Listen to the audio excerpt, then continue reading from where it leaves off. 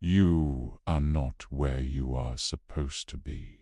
This thought is a quiet poison that runs through your days. You look at your desk, your uniform, your title.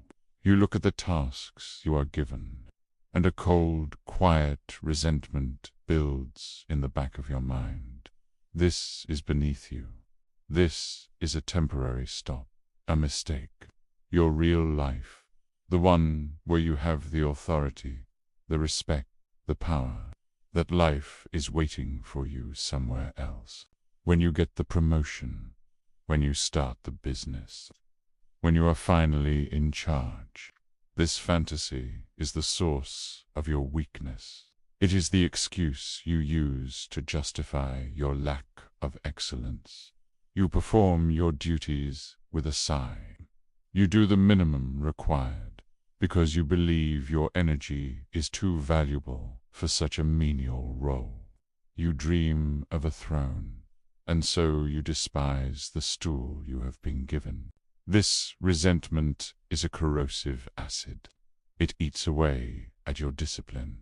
It makes your work sloppy. It makes you bitter. You believe your circumstances are your prison. You are mistaken. Your belief that you are owed something better, that is your prison. You are not a slave to your job. You are a slave to your ego, which whispers that you are meant for more, and therefore are exempt from mastering what is in front of you now. This is a fundamental error.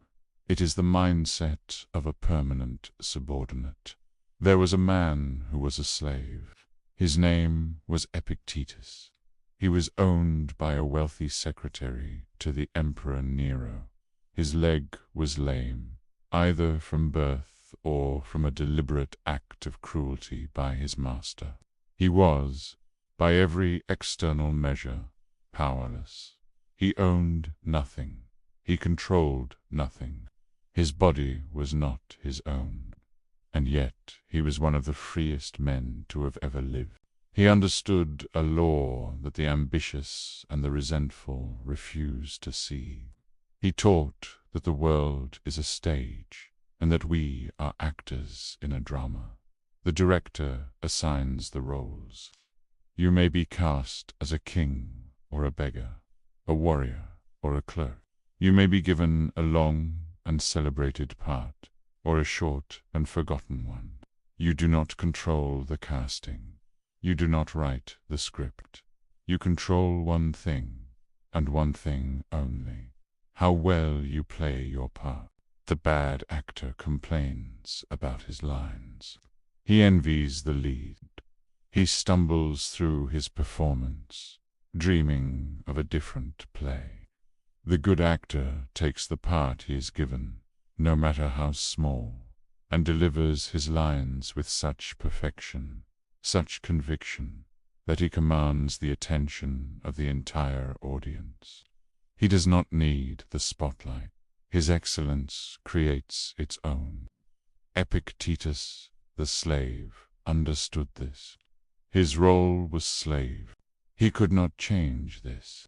So he resolved to play the part of a slave better than anyone had ever played it. But more than that, he mastered the role that was truly his, the role of a rational, virtuous human being. His master could chain his leg, but he could not chain his mind. He could command his body, but he could not command his will.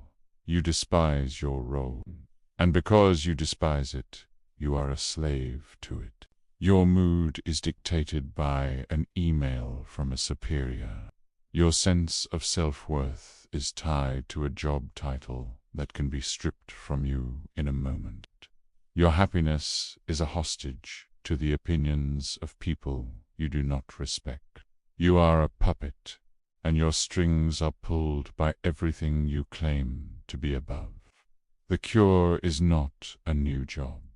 The cure is a new mind. The cure is the application of detached excellence. Here is how you begin. First, You must surgically remove your ego from your task. The report you are writing is not a reflection of your ultimate worth.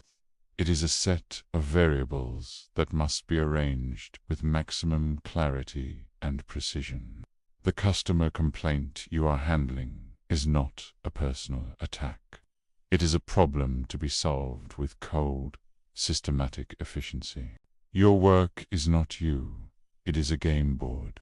Your only objective is to play your move perfectly. Second, you redefine your metric for success. Your goal is not praise. It is not a promotion. It is not to be noticed. Your goal is flawless execution for its own sake. When you are given a task, you do not simply complete it. You master it. You study it until you understand it better than the person who assigned it to you. Perform it with an attention to detail that borders on the obsessive. A junior employee who does this does not remain junior for long. Not because he is networking, but because his competence becomes a force of nature that his superiors cannot ignore. They become dependent on him. His excellence makes him essential.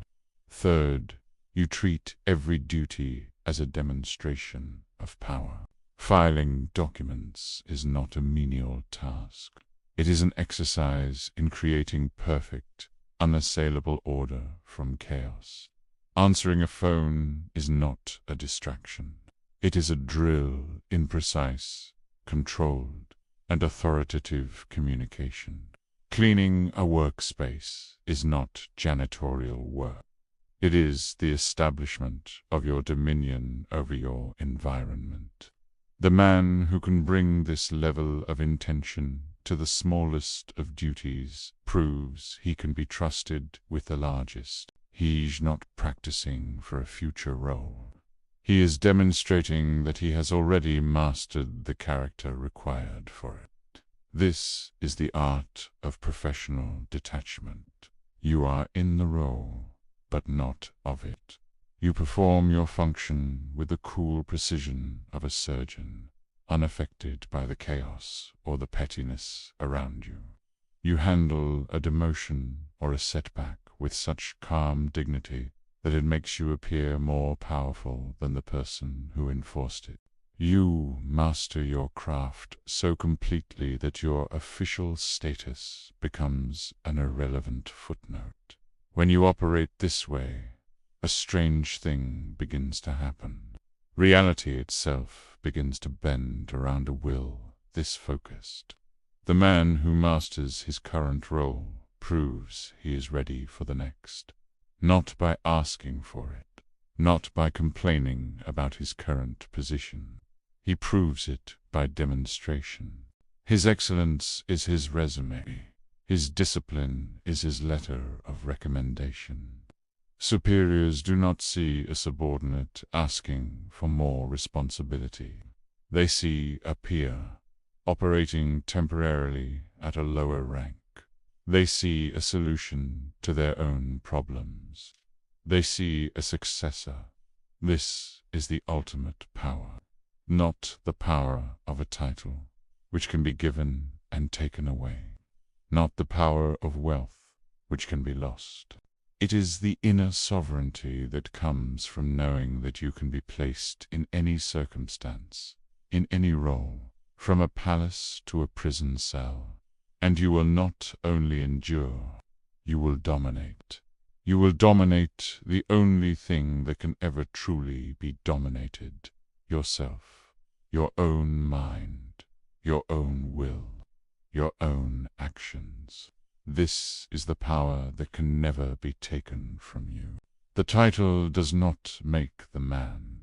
The man makes the title. Rule from where you stand, or remain a slave to where you wish to be. The choice is yours.